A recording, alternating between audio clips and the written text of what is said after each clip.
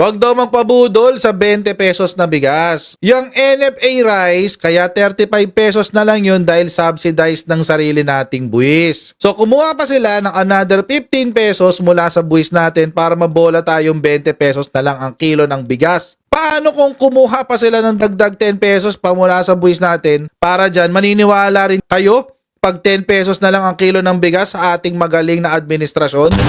Alam mo, Cardema, hindi ka naman isang inutil at kalahati. Walang pakialam ang mamamayang Pilipino kung subsidized yan o hindi. Ang importante na kukuha nila ng mura.